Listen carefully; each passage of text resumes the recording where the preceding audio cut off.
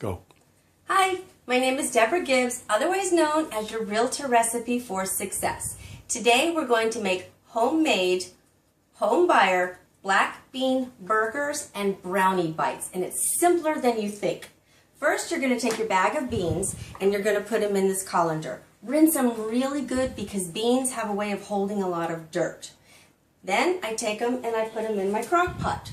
Once they're in the crock pot, double the water. Now my seasonings are simple. I put in a little bit of cumin. I put in a little bit of salt. I don't really like salt. And then I put in a little jalapeno. I just got the ground, but you can put in some fresh. Now, I put in base. I used a ham base, but they have another one that's like no vegetarian, no chicken or anything like that. So if you're vegetarian, this is good for you too. Any kind of base will work. It's all on taste. After that, I make sure I put in garlic. Who can cook without garlic, right? So put in the garlic, and then the extra thing that I put in that not everybody does is I put in a little of the Sanzone. It just gives it that little extra flavor. Put in 1 packet, 2 packet, 3 packets. I don't know how much you're making. Now once that's on and it's all cooked together, I'll take a little bit out. Now I've got to start my puree. So I put it in my Cuisinart. See? It just goes in. I hit puree, and once it's pureed, I'll take it and I'll put it in the bowl. Now once it's in the bowl, it's really easy to do. You'll just take a little bit of the black beans, like this. If you don't want to get, Rosie just did my nails, aren't they great? And I don't want to mess them up. She gets really mad. So I take my puree, I put it in the bowl. I'm going to grab a little bit extra of just the black beans. Try not to get any more of the juice. Just squeeze it out and add it in. Now you're just going to squish it up because you do want some of the beans to have a little consistency. You don't want all puree because that just doesn't make it so good. Okay? So once we have that, let me pull that out, a little bit of my onion. Oh yeah, I put in an onion too. Forgot about that, sorry. I put that in there. Now on the side, what I'm going to do is I'm going to take a little bit of onion and I'm going to put in again some garlic and I'm going to put in some olive oil, and I actually use a little bit of the red wine vinegar. I'll put that in. Put your garlic in last so it doesn't burn. So you're just going to caramelize your onions. Then you're going to take them and you're going to put them in your mixture, just like so. I also take peppers, green, red, yellow, orange, whatever you like. A lot of people do like the green, but I didn't happen to have them today, but I'm making them anyway. Saute them and add those in also. Now you mix them up just a little bit. Now if you know a lot of meatballs and meatloaf and everything like that, they always have breadcrumbs. So somebody said, well, what are you going to put in for that? If you have some extra crackers, which a lot of people do have around and they go stale, just put them in here. Mix them up, and then you're going to end up with something like this. And once it's nice and soft, see I put a little cracker in there, you just add it in, okay? Just however much you want. Now, one of my secret ingredients today is this. My husband loves to eat a lot of chips.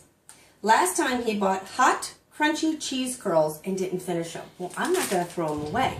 So I thought, oh, I know. I put them in. I crushed them up, and I made a little more of my breadcrumbs, but it's my cheese curls. And they're hot, so it gives it another little extra spice. So I'll just put some of that in. You can put as much as you want, okay? Now, when I ground this up, you got to be really careful and do little bits at a time. Now, when you're doing little bits at a time, one of the things you want to do is you want to check inside here, because you see how it gets like this? It will get moist. So you're just going to keep, trying to get it all out each time between. That's something that's kind of important, or your breadcrumbs are going to be wet. Now, I've got all my mixture together, so I'm just going to mix it up. Now, once I have it all mixed, and I can look at it and see, oh, do I want a little more of this, that, or whatever, just mix it up.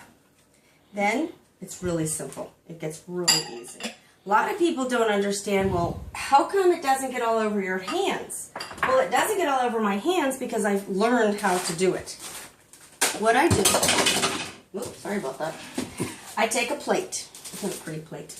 I'll take a plate and I put down some wax paper.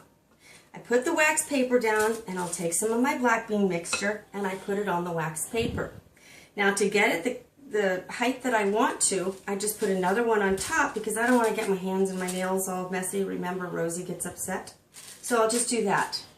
Then it's really simple. You are going to have to get your hands a little dirty. I'm going to put this on the side so you can see. Okay?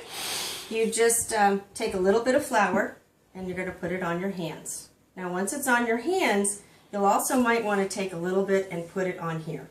So just put it out like that so that when you touch it, again, it's not. I have these old Tupperware things that used to hold hamburgers. Well, now they hold black bean burgers or lentil burgers or something like that. So you just take it really simple, make your burger. Push the stuff aside, the extra. Now, I have a little flour on my hand so it's not going to stick so much. Then I just pick this up and put it over. Now when I put it over, I have my patty. I don't have to mush it and make my own patty. I can take a little more flour and put it on here. You have 2 ways to cook it. We like to fry ours, but sometimes baking them isn't the worst thing. You'll put your olive oil in, plop it down, and fry it. And that's it. If a little comes off, like see this one little piece just came off, that's really easy. Just plop it back on and mush it back together. Nobody will ever know. That's the one nice thing about these.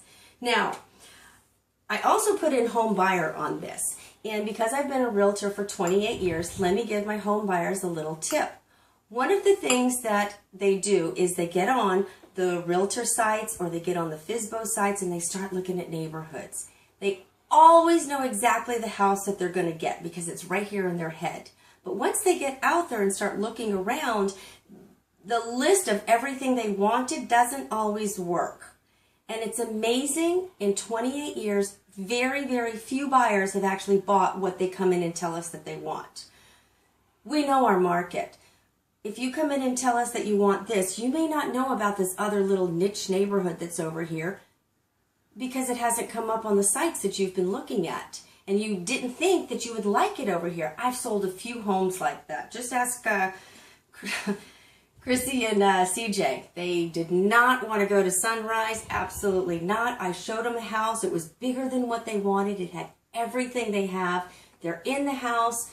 They had their little baby girl, and they're as happy as can be. So sometimes realtors can help a lot. So make sure when you go to a realtor, they do know the area. Because if they know the area, they're going to be able to help you a little more find that perfect piece of home. Now, I also told you that we were going to do some brownie bites. Mine are a little bit different. What I do is I will take, instead of just taking brownies and putting them in the big pan, that's kind of boring sometimes. So I'll take them. Now I do have some big ones here, but everybody always goes for the little ones. I had a full plate of little ones earlier in the day. I take my little pan and I pour in some coconut oil.